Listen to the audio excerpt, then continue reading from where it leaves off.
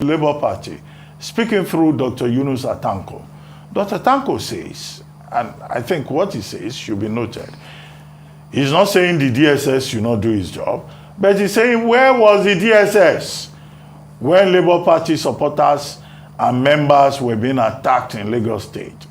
When people were saying certain persons of a certain ethnic extraction should not be allowed to vote. That, okay, so why is the Department of State Security waking up just now to say, oh, you know, some people are trying to subvert the May 29 inauguration process? I think the Department of State Security should take special notice of that lie. Hi guys, Oluomo Rufai, the fearless journalist, has come out to blast DSS after confirming that some politicians are plotting interim government in Nigeria. DSS and APC government are working hand to hand to subdue Nigerians. Guys, watch this video and you will hear what Rufai has to say, and don't forget to share your thought with us. I think it's pure and simple to say this. Let's perish the idea of any interim government. We cannot go back to the June 12 days. We all know what happened to Nigeria that time. We all know how we became even an international pariah. We all saw the effect of what it did to the image of Nigeria. And the court of law said, no, it is an illegality. It shouldn't have even happened then. We can't go back to those days. That's number one.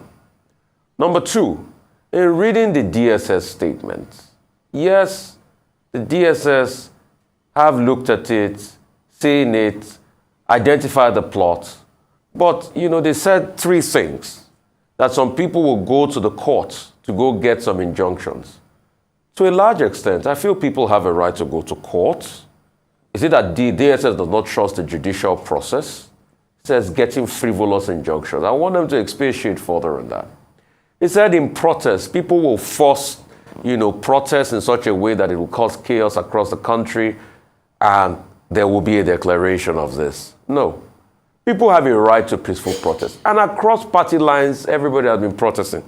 We saw APC protesters in Abuja called the Natives, protesting in support of Bola Ahmed Tinubu and saying, oh, the mandate is theirs. Even saying further that, hey, people should also congratulate the candidates. We've seen Labour Party members. We've seen PDP protesting across the country. This is a constitutional right for people to be able to protest peacefully.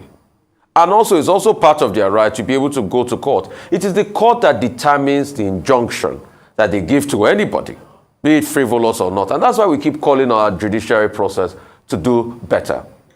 Thirdly, in all of this, the DSS is seeing some political actors. We want the DSS to act on it because we want the safety and security of our country. And the peaceful transfer of power is what heralds every democracy. But, like the different political parties have stated, one part we should ask the DSS about strongly is the fact that when threats were made in Lagos, what did the DSS do about it? That's a very fundamental question, because we forget in a hurry what happened in Lagos. MC Oluomo made threats, and those threats came to be. They were not just empty threats. And the position that was taken by the police chief was the fact that, oh, MC Oluomo had come out to do a video that he was just joking. But apart from that video, I mean, that we should take it as a joke, that he was just joking with Mama Chukwudi. But apart from that video, let's not forget that there was widespread violence as threatened hitherto in the video. So the question is, the DSS should be holistic enough to be able to, look at all political parties and make its own judgments. It should not be seen as picking and choosing. We should say that and restate that boldly. Because I've also been seeing some level of triumphalism. Hitherto, the DSS picked up somebody when a message on coup was put out there. And that same person is now saying that, oh, when I said it that time, they said, oh, they vilified me of some sort. But now they see that I was saying the truth, that I saw it and all of that. The truth has to be told. The DSS should also go further by trying to rein in those that are heating up the polity. We have seen many tweets released in recent times. And the DSS should not just take this. Should not just make general publicity and say, oh, all political actors should pipe things down. They should go one step further. But, please, elections have been won and lost. The next process is to go to court. All we can do is to call on the judiciary to ensure justice, and that's what we want. People also have a right to peacefully protest. But when the court make their decision, we should also remember that the collective development of our country should be our priority.